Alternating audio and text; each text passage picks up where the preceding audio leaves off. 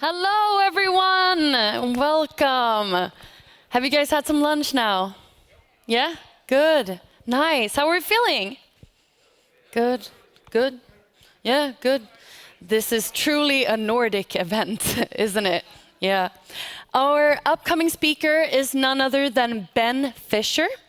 And Ben's career in game design spans over 20 years, during which he has worked at developers and studios such as Blitz Game Studios, Radiant Worlds, and right now, as of 2018, Rebellion. And he's currently head of design there. And today he's here to talk about their new released game, Atomfall, and how their risk-taking made it the game it is today. So give a warm applause for Ben Fisher.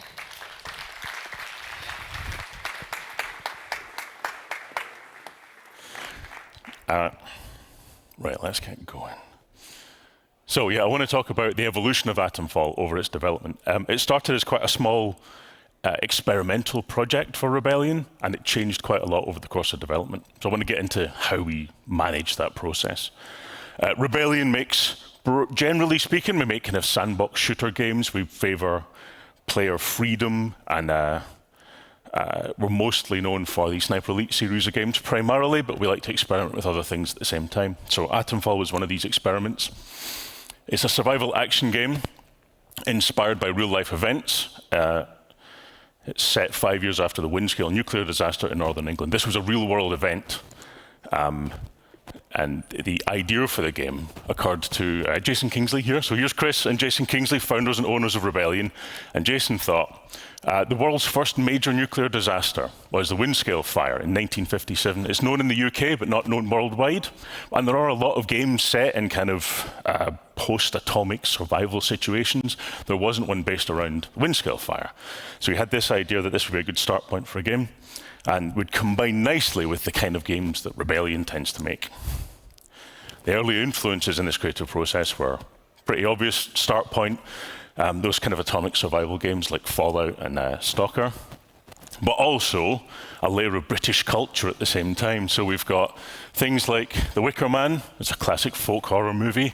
We've got Day of the Triffids, and that's, what's the term for it? It's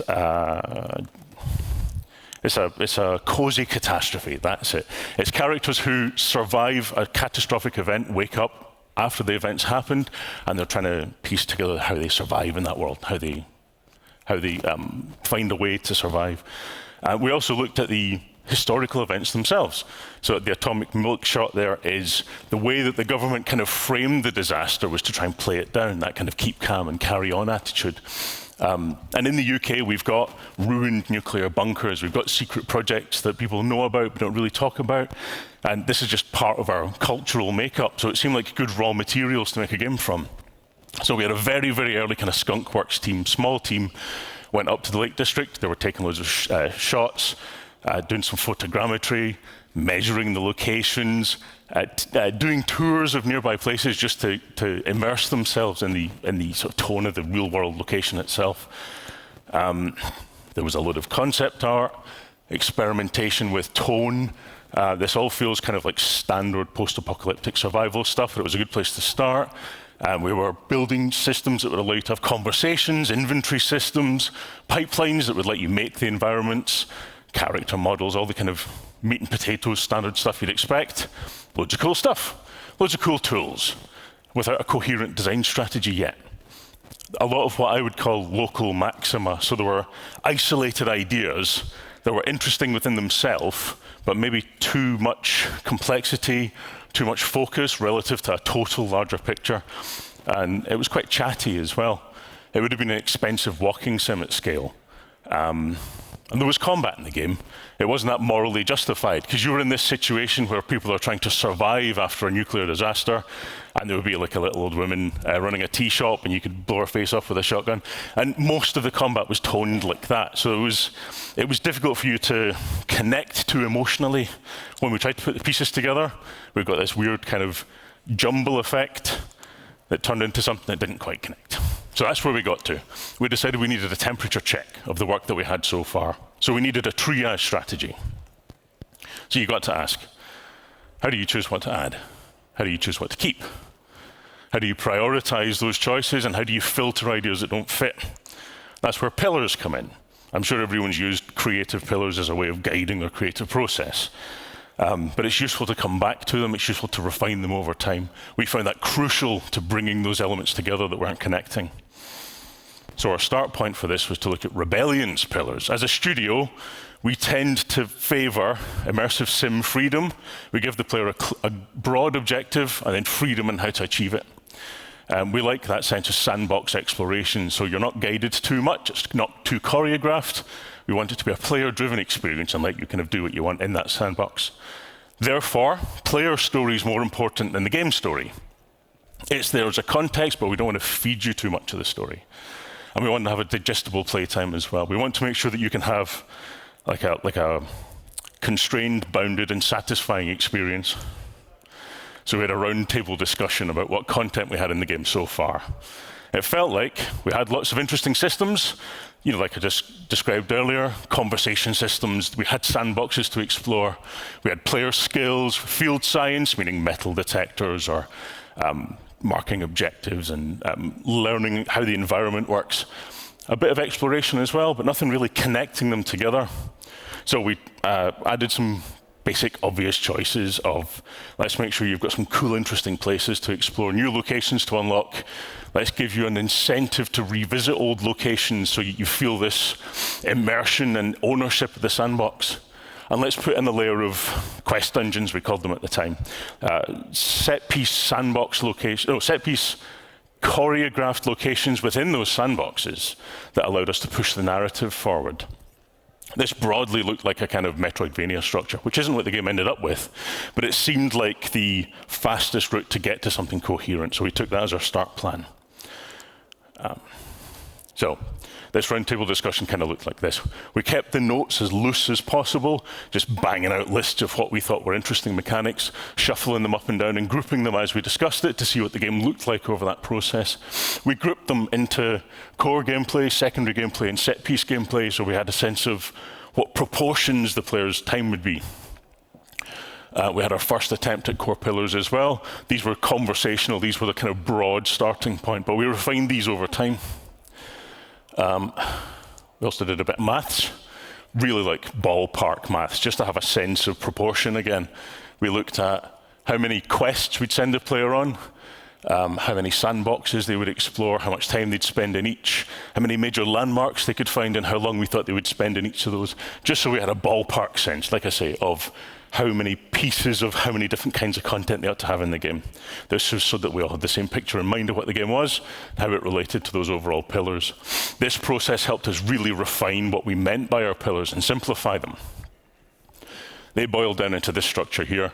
So we wanted simmering tension to be one of the most important and first layers of the game, because it's present in those reference points in that kind of 50s, 60s, 70s British culture, that sense of impending hostility and you having to be on the back foot and defend yourself effectively. We wanted the sandbox to feel immersive so that you were interested in what you would find in that kind of tense state.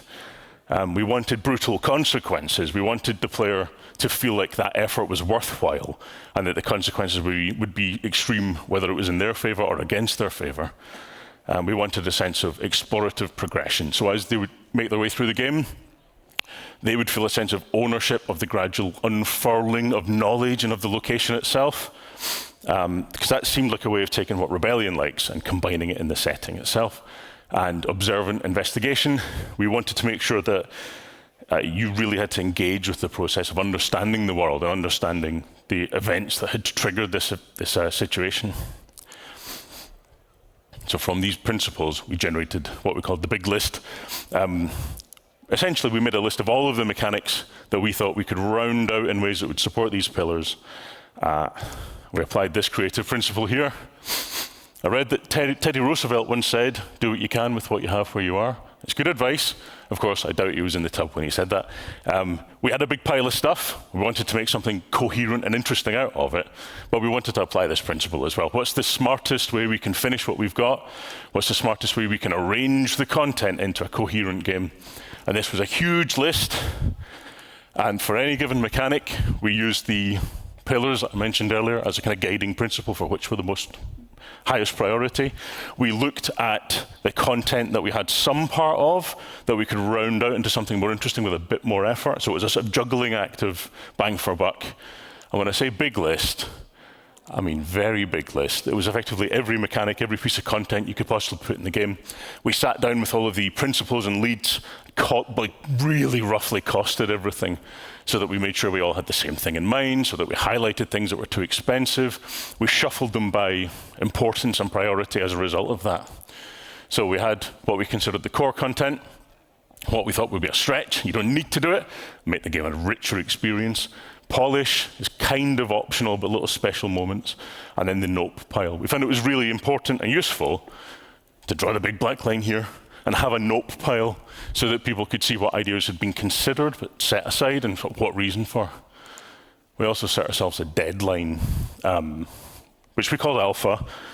We wanted to make sure that we could pull together all of the content that we'd made so far and try and really get some momentum behind the game.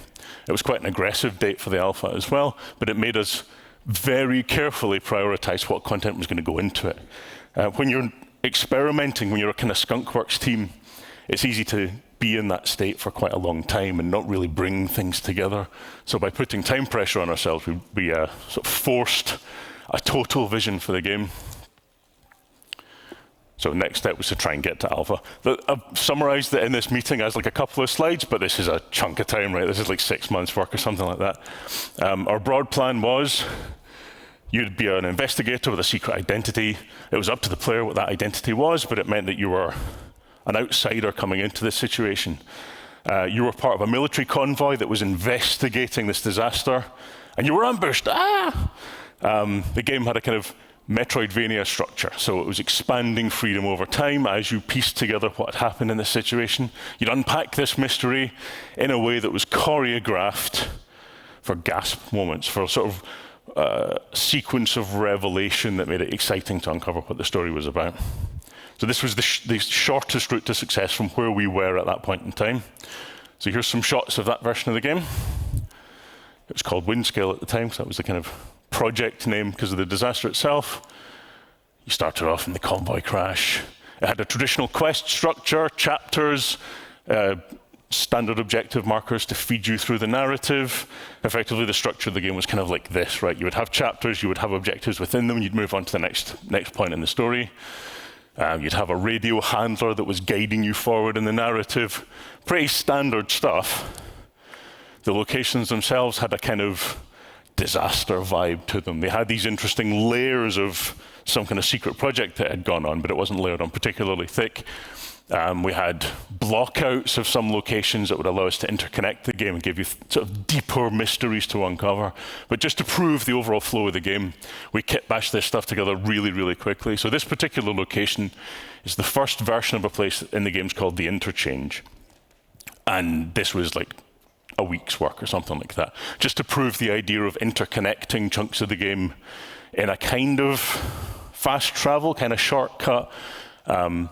And it gave us a way of structuring the narrative around unpacking and opening this location, and then deeper in the game world, there were these other mysteries you'd uncover as well. So it was a serviceable structure. We had a game that stuck together. We had a working action RPG framework, and it was fine. You ended up getting into that follow the quest marker structure that ends up in so many kind of action-y RPG-ish games.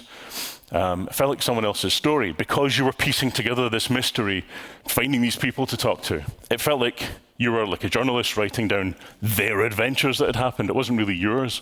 So much of it felt kind of obvious. Our start point was to try and build an action RPG framework, but in a rebellion language. We hadn't quite hit that target yet, so it was all what you would expect, but there wasn't much in the way of kind of innovation. It wasn't super British either. The atmosphere of it felt kind of generic, atomic survival situation.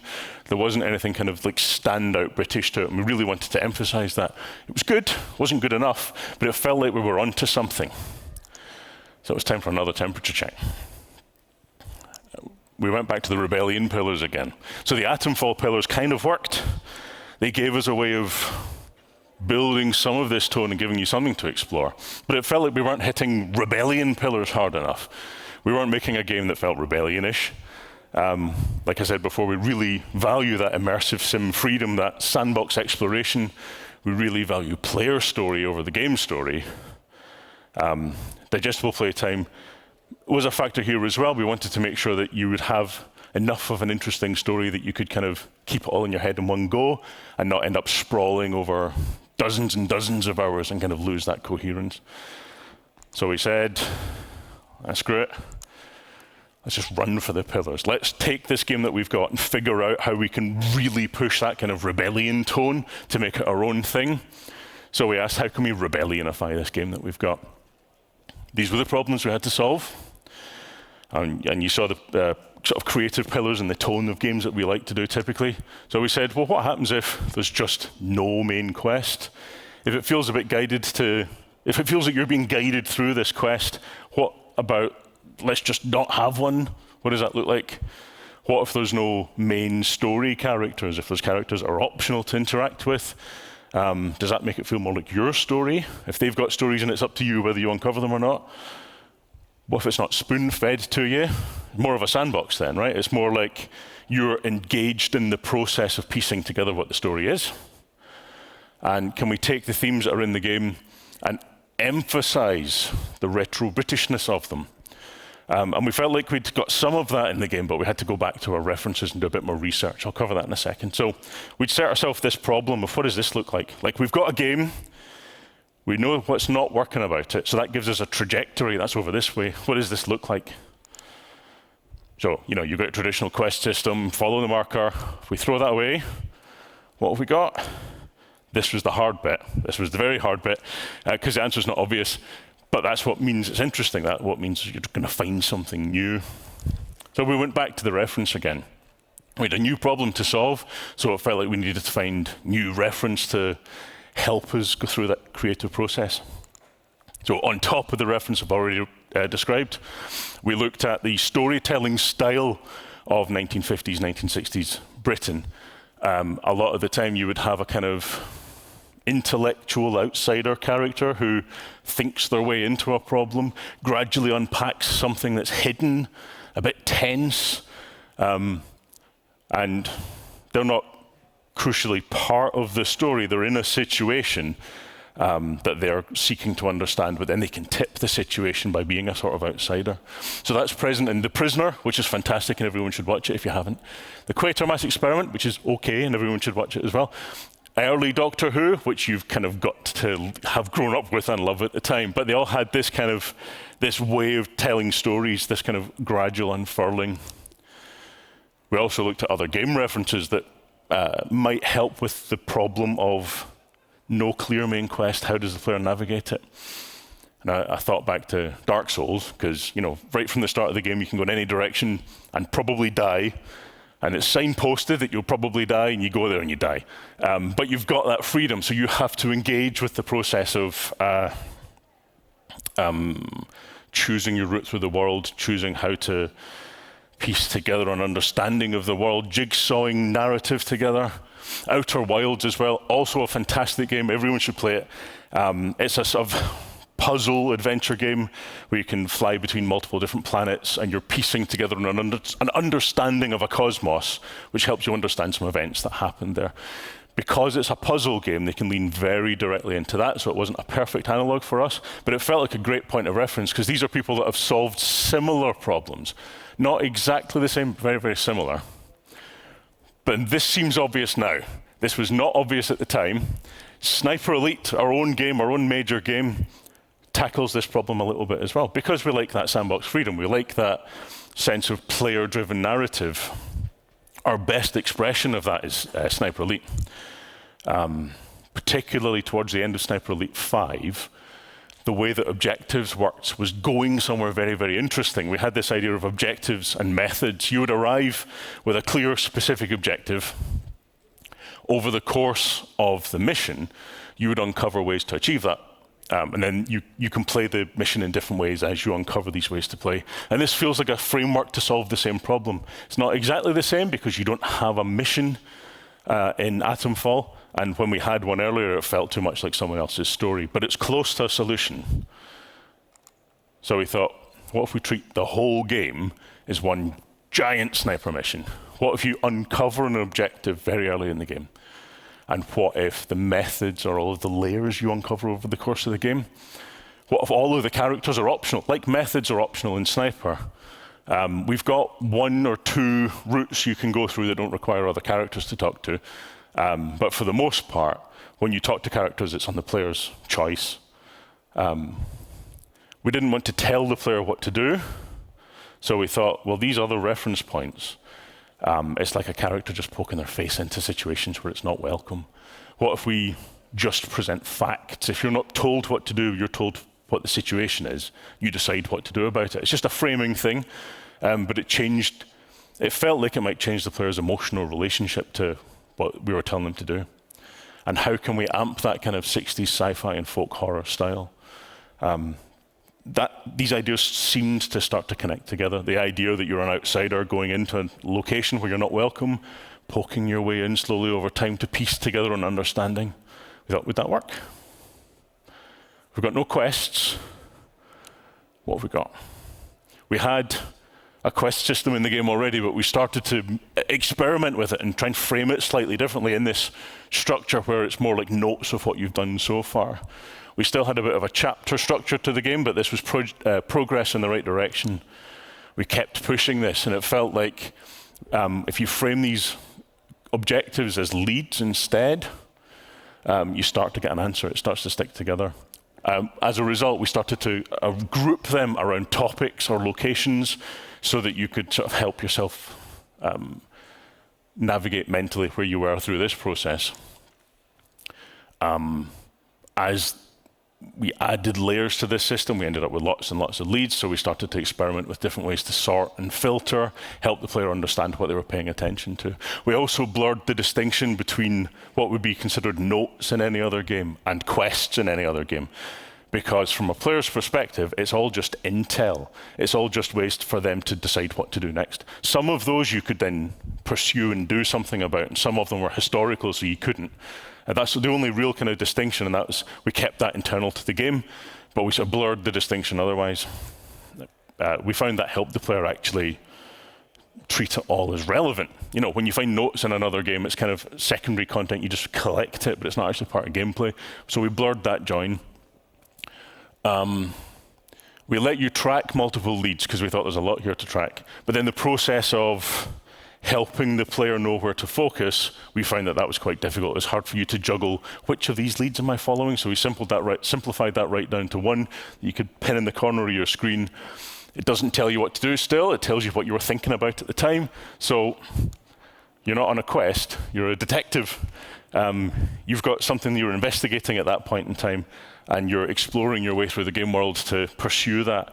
We tell you when you enter a new location if there are leads that you can follow there, but we try and stay hands-off as much as possible otherwise. That frames you just like Bernard Quatermass and number 6 from The Prisoner. So our hypothesis had worked that we could get that kind of 60s simmering British sci-fi tone by using this kind of structure. So that was a good kind of foundation to build from. But the rest of the game, in lots of areas, was still kind of what you'd expect, I suppose. So we decided to reinforce the connections between this system and any other part of the game. So I've highlighted the leads mechanic, but we did this for all parts of the game, really, as we looked at the pillars of what we were aiming for, the rebellion pillars in general, and we sort of asked ourselves, how can we push this objective? How can we push this tone? So we looked to reinforce connections between different systems in the game. We made sure the conversations felt quite natural and that the characters felt quite natural. In a traditional RPG, you can get into that mindset of ticking your way down the conversation objectives until they've gone grey, then you move on to the next topic. So it feels like a sort of information dispenser or not an actual conversation. It's because we wanted this sense of simmering tension and consequences, we decided it was much more interesting if you could like fail a conversation, if you could say the wrong thing and lose the opportunity to get some information from somebody, or sweet talk them a bit and get a lead you might otherwise not get. We made sure this was nice and clear for the player by indicating what emotion they'd be talking with as well, so you didn't get that kind of whiplash of you expecting to say a nice thing, but actually saying something that was aggressive to the character. We made sure there was a sort of layer of moral ambiguity in all of the situations as well. This was so that you stayed engaged with the process of deciding what leads to follow, deciding who to trust and who not to trust. If the answers were simple, if there was a good route and a bad route, then you kind of slot back into that traditional way of playing. So we made it as difficult as possible. This one particularly, people have kept commenting to me on how hard it was to choose, and that makes me really happy. We also sort of connected all of the narratives to each other. So there's no simple, clean, this is a side quest and then I move on. Wherever you interact with characters, you'll be learning things about the other parts of the game world. So it's like a big spider web of information that you're finding your way through. Tonally as well, we wanted to feel like combat was reluctant. This is so you didn't slide into that, this is a shooter, I'm going to shoot everyone mindset. We wanted to make sure that you were always on the back foot. You were always kind of choosing carefully what to do in any situation. So enemies are by and large reluctant to fight with you unless you're in their territory, unless you're sticking your face where it's not welcome when they're resisting you. It feels much more like everyone's just trying to survive, and it's up to you what kind of person you are. And then when you get into combat, we wanted it to be unforgiving as a result. High stakes, you're going to die or they're going to die, and it's going to be very fast whichever way it goes. This tonally matched the kind of simmering tension and high stakes of the narrative itself. So we were just making sure that each part of the game reflected the other parts of the game. We could then treat leads as rewards. If there's nothing that's required to find a route through the game, if it's all optional, we can kind of seed leads wherever we like. So here, as an example, here's a barter screen. It's a post-apocalyptic survival situation, so currency has no value, so it's barter. Different characters might give you information depending on whether you've traded with them already or not, and then different people value different things different ways. If you're observant, you can trade with them for things that they find more valuable. So all aspects of the game are teaching you to take your time, be observant, and you might get leads that you might not otherwise uncover. And we planted them everywhere. As a safety measure, we wanted to make sure that even players that were going on a killing spree couldn't get lost, couldn't kill all the leads and then go, oh, what do I do next? So we've got PA systems, we've got the ringing telephone, we've got transmissions in different locations as mysterious voices are a part of the narrative. We wanted to make sure that no matter what you did in the game, you were going to uncover some kind of lead. And if you uncover some kind of lead, if they're all connected to every other lead, you'll eventually find your way back to the larger mystery and feel a sense of ownership of that journey that you've taken to get there. And then, for fun and for tone, we've put in a good layer of British Easter eggs around the game. This was partly just because we always do it in our games, partly because it encouraged us to emphasize the Britishness of the game. What we did find is we had to place these outside the main playable area because, as far as the player is concerned, this might be a lead. It's a reference to the Last of the Summer Wine. It's not a lead, so we would stick it outside the playable area. But that still encouraged the player to be observant and think about what they were looking at. So it felt like we were really onto something here. And the whole project had been like a small Skunkworks experimental project. And we had no idea how this was going to go, because this was quite an extreme change, mid-dev, to lean towards the pillars that we'd set up for ourselves at the start and sort of pivot towards them. We didn't know how it was going to go. It went much better than expected. We were really happy with the response. People that connected with this approach seemed to really get it, which was great. It was very satisfying for us to see that people were emotionally connecting with it, finding it difficult to make those choices, and just enjoying the game. So the game made more noise and more positive noise than we possibly anticipated. So we're very happy about that. And also, the reason I've highlighted the lead system in particular is I want people to steal it because it's great fun. But for any part of the game, we used this principle of looking at what you had, looking at the pillars, and deciding, can we hit those pillars harder if we change what direction we're going? We applied this the whole way through the game. So looking back at the course that this took us, we've got a few conclusions that this drew us to. it's a bit risky, it's a bit scary. You have to get comfortable with risk management. You're always looking at what might or might not work. You're doing these experiments and thinking about how they fit into a larger picture. You have to be careful to not double down on something because it's exciting or because you started work on it. And you've got to be able to jump in knowing that you don't know the right answers yet, but there might be something over there. So it's a bit harder to schedule. It's a bit harder to see what the end result is going to look like total, but it's how you find those interesting results you don't expect. It can feel like you don't know what you're doing, and there were more conservative team members that would say it in more or less polite ways than that. And you're right, you don't know what you're doing, but that's the point. If you know what you're doing, you've already seen it. So to find something new, you've got to not know what you're doing to some extent, and you need to have a way of working your way through that. So you always need to keep that strategy in mind. What are you actually trying to solve with any part of the game? What are you trying to find through that process? I've observed over my career that it's easy to zoom into the problem you're solving and just get really stuck into that and lose a sense of the bigger picture. So you've always got to keep that overall strategy in mind. It can be hard to do work and expect it to be wrong, even as you start, but that's part of the process. You're trying something, you're always experimenting, you're always giving it your best shot, but not getting too immediately emotionally invested in any one part of the solution. So you need to find a balance between disciplined creative process and a bit of chaos at the same time. That can make some people uncomfortable, but it's part of this framework. It's how it works. You need to kind of inject that random bit of chaos and see what happens as a result. So as a result, in future, we'll do all this, but we'll do it sooner. We had to apply this after quite a while of kind of experimental phase in Atomfall, and it really felt like if we can do this process earlier in dev, we might find those interesting answers faster. It does mean you have to favor a design strategy over a single design. Don't make a paper plan and then expect to execute it. You've got to think of design as a process, as a framework, and specific designs are executions of that framework. But yeah, you can't make a paper plan and then expect it to feel the way that you expect by the end. Part of this is to get it in engine as fast as you can. Have somebody that's evangelizing what that total vision could be, what you're trying to find, what the strategy is. Because when you're working on something, you can't quite keep a picture of that at the same time. But from our perspective, if we try and do anything similar in future, it'll be much easier. This process has really worked for us and helped us find this interesting new answer to how to do game flow in this kind of game. So we can apply this process to try and find something new in a different game in the future, but the structure we've come up with is satisfying enough that I think we can apply it much more easily on anything new in the future. So in summary, make a great big list of all the features and content. Make sure you've got a deadline because it provokes you into figuring out that core stuff.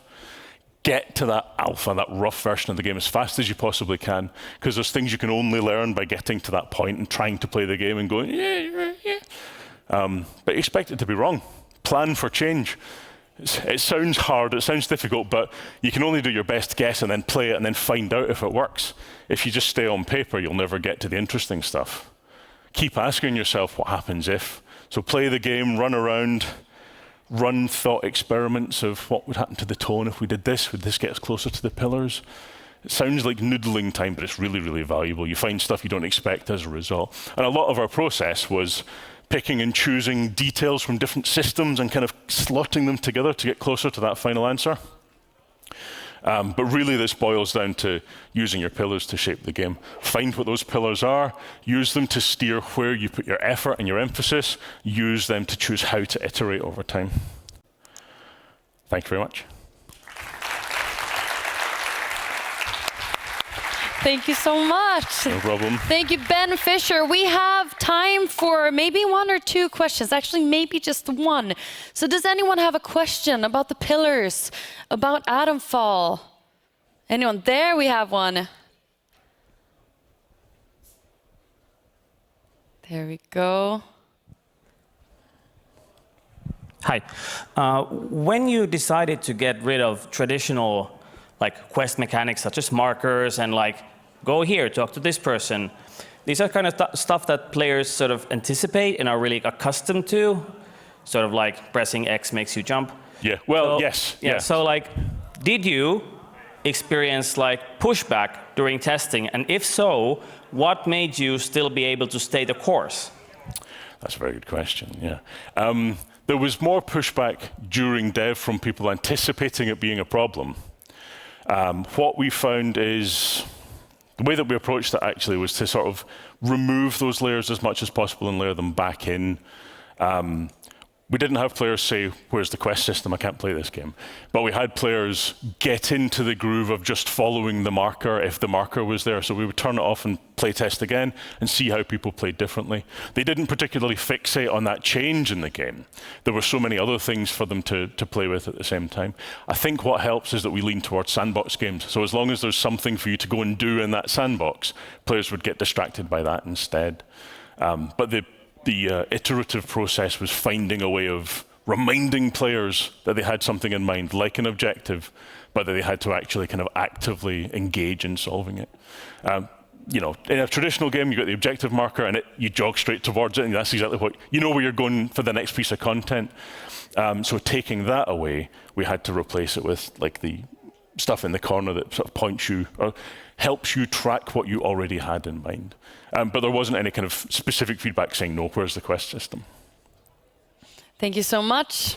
That was all the questions we had time for, unfortunately. But can people find you around the conference? I'll be right outside if anyone's got There more you questions. go.